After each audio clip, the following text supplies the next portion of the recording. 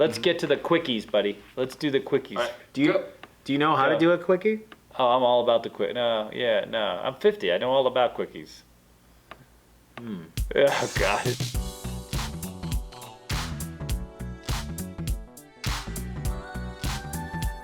Hey guys, what's going on? It's me, Alex. I'm here with David. Yes. More stories. We got more stories. Part two. Okay, because he passed away. So I'll go to the WILT stall. So WILT was not. He would come down to the Gold Coast, and the whole thing was you couldn't look at him. He didn't want to be like interacted with. You couldn't ask him for any employee that went up to him and asked him for an autograph. Like he would go and like want that person fired. Yeah. So like I know some people who got fired off the floor for having said anything, and him he can't miss. I mean, just my God, dude, that was a tall ass man. Let me tell you. I think that's the tallest. He was over 7 feet easily, right? Yeah. I got a couple. Last time we talked about NFL players and ecstasy. Oh my God, they go hand in hand. How can you do ecstasy in the NFL? I don't know. This off season. Off season. Okay, so I was dealing at Cosmo. I was on a high limit table. Off season. I sit down, and there's 3 NFL linebackers on a reserve Baccarat game. 3 NFL linebackers. Who taught NFL linebackers how to play Baccarat? Well, then maybe they went to Macau. That's all they had. I guess. I don't know. Must have been their agent, who's also like an independent hoster. But he's an independent host that are getting a kickback. Really? I'm just saying, dude. 3 NFL linebackers. Paying at Baccarat. Baccarat. Well, I mean, it's a... Dude, you don't have to know a lot to play Baccarat. That's number one. It's easy. Yeah. The threshold for like Baccarat play is low. I guess, but so 3 NFL linebackers. By the way, they were so big. The Baccarat table is huge. They were so big, they literally took up the whole table. Oh, that I believe. Oh my God. 2 of them were good. They're pretty well known. Yeah. And the one guy, him and his girlfriend, you could tell they're rolling. They're on Molly. They're on ecstasy. Dude, we're gonna get sued out of existence. I'm not saying their names. Oh, okay. I said names. Damn it. Well, that doesn't matter. But anyway, okay, so go. one guy's high as shit. Him and his girlfriend, you could tell they're rolling because they're like, the licking the lips and that. Dude. And the different typical symptoms when you're rolling. They were symptomatic. Not that I would know. Of being high on Molly. But from what I've read online about. Yeah, what you've read. Yeah. So you could tell they were like, they went to Marquee upstairs and they came down and they were just high as shit playing. And they found a Baccarat table. No, they were on their reserve game that they had. A reserve game? Big Bac. Yeah. Wow. Not a big Bac, but they were on a mini Bac. It was like a $500 game, yeah. Yeah, big. It was just weird. Like I said, I'm usually, most of the time, high limit room, you're like dealing with some Asian degen and you just sit down and you're like. What do you got? I have one more. I dealt to Floyd Mayweather. Oh, God. I got a Floyd story. I don't even no one's going to like it. No, here's the thing about Floyd Mayweather that's interesting. So I dealt to him. It's not even a negative thing. Uh-oh. He has 2 bodyguards. And they're like Kevin Durant size. Yeah, massive. They're literally like, but like as wide. How does Floyd need a bodyweather? I mean, a bodyweather. Oh my God, a bodyguard. Well, here's the thing: is the 2 guys that he had, they're easily like 350. They're 6'11". They're just like a wall. They're just 2 walls. And then what he did at Cosmo when I dealt to him is he didn't want to go to high limit because people can't see him in high limit. Oh yeah, no, he likes to be seen. So he goes on a public game. Yeah. One of his bodyguards has a suitcase full of cash. Oh, yeah. They open the suitcase and then pull out the money, like the main, like the World Series of Poker main event. Oh, yeah, as in bundles and stuff? Yeah, so the guy pulls out a suitcase and he puts the cash on the table. Oh, yeah. To make it seem like he's actually like playing that. But so people it's just, he just pulls out the money and just leaving it right there on the table to show. Oh, yeah. So people walking by, they're like, holy shit. Oh, look at Floyd there with stacks. Yeah. Floyd's got stacks. Yeah. Dude, I have a story. Can I share? Yeah, I'm going to share my one. I have a few Floyds. I've actually run into this man and his entourage several times, by the way. One time on the highway. That's a fantastic story, by the way. Oh, my God. Anyway, so, but I happened to work somewhere here in town at where Floyd was interested in making some purchases. And of course, he would show up. He showed up at exactly like the minute that you're supposed to close, right? And he wants the whole place to himself. And so he shows up in a really nice car, and behind him is like this. It's like a U-Haul with his face on it. That's like driving behind him. Oh yeah. He has promoted like. Like, here comes Floyd. Like, it was the weirdest thing. I've never seen so it's like a circus. Yep. And then it's like literally, it's not even a nice truck. It was just sort of this U-Haul truck with his face on both sides and saying something about something. And then, like, dude, literally, like, the cars behind him. Wow. Just like, you know, car. I mean, holy crap, this guy's got, like, and of course, like, so now they come onto the floor at this where I was. I don't want to, like, because I had a good experience there for the most part, but it's just like the entitlement.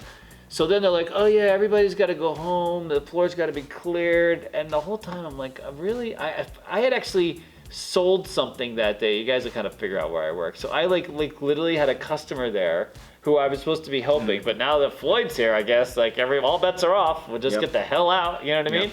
So like I didn't even realize the U-Haul thing until so the normal employee door that I was used to going out to get to this other place to shuttle, I had to go by this this whole circus of his car and the U-Haul, and I couldn't stop laughing, dude. I mean, it was hilarious. It literally looked like a circus pulling into town.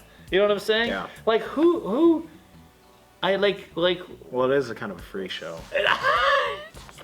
So I dealt to these 3 people at Cosmo. I was dealing roulette. There's 2 roulette tables right outside the downstairs high limit room at Cosmo. Okay. So dealing roulette. 3 people sit down. I'm just talking my regular spiel. I'm like, hey, how you guys doing? What you guys up to? And blah, blah, blah. And then people were walking by and they're like shaking your hand and saying hello and stuff. And I'm just like, oh, okay, maybe it's just friends or something. And then, you know. Yeah. And so I'm like dealing to him, and, you know, just like, so what are you guys here for? He's like, oh, we're going to the Country Music Awards. And I was like, oh, that's cool. Like, you know, are you guys like just getting tickets to the show or something? He's like, no.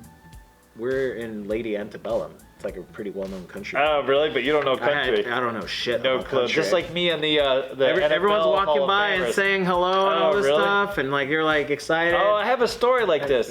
Yeah. Go ahead. So that was my old one. I was just like, oh, you're in Lady Antebellum, and I went on break and Googled it. I was like, oh shit. I was like, so I have. At least they feel normal, I guess. No, they were normal. You know what the most normal thing I ever had happen to me?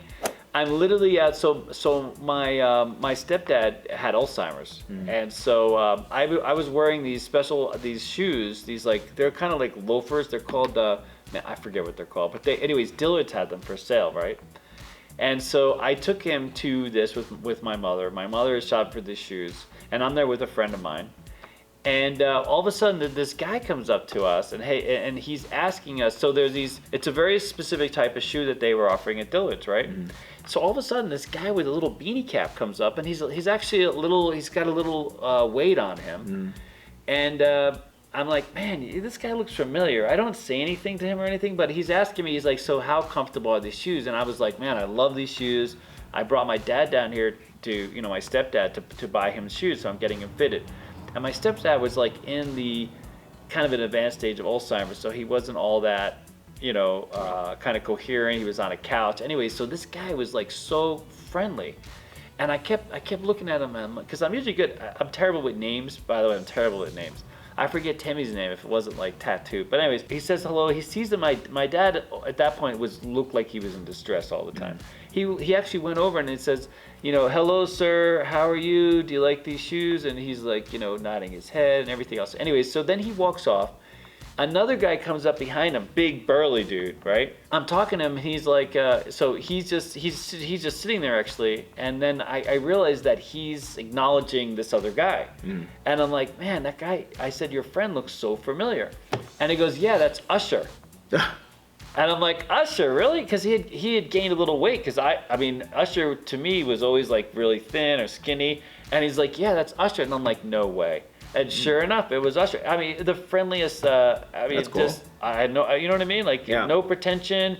You thought he would send in the bodyguard first, but no.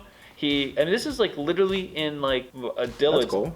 I think he was at. It might have been at fashion show. It might not have been. It might have been a different location. But I thought, how fantastic that. That's nice. So the other CMAs, one year, like a couple years before that, or 2 years before that, I was at the Win. And they told me to go on this roulette game, and I was like, "Oh, okay. I wonder who I dealt to." It was I was dealing roulette to CARRIE Underwood. Oh, really? Smoking hot. Holy shit! I know. The whole time I was just like, yeah. Yeah, right. Carrie Underwood. She's just smoking hot. Dude, so one time That was while she was dating Tony Romo too. So Pamela Anderson came by. Again, I was like on the dice game. This is at the Rio, and I'm looking at this girl. She's wearing a full-length leather jacket. And I kept looking, and I'm like, man, it looks so familiar. And my buddy's like, well, not really my buddy, but someone on the crap game's like, oh yeah, because that's Pamela Anderson. And I'm like, but she's so small, because she looks like just huge. Yeah. On TV, just huge. But she was really kind of petite. Petite girl. I mean, smoking hot. Very pretty. My last one, if you haven't heard it, I've mentioned it before on YouTube, my Mike Tyson story. It's right before Holyfield Tyson 2. Oh, is that the one where he bit his ear off? Which one? Yeah, that's the one where he bit his ear off. Yeah. And they flipped the games and everything else. So right before, literally like right before that fight, there was next to the Sahara used to be a water park called Wet and Wild. Oh yeah. So that's where the Fontainebleau connoisseur is. But anyways, so that used to be a water park, pretty well known here in town. Yeah. So anyways, so really my dad's taking me, Charlie Kim is taking me to Wet and Wild. Me and my sister Wet and Wild. Oh. We go there. And we go to the water park, and right in front, there's the Lincoln Navigator, and you see Tyson in the driver's seat with the lollipop as big as his head. Just licking the lollipop? And he's two-handing it, and he's just going, like, wow. Oh my Even God. me at 8 Mike years old, Tyson. it was so weird. Like, him licking this lollipop, grown man, about to fight for the heavyweight title or whatever it was, and he's just sitting there like...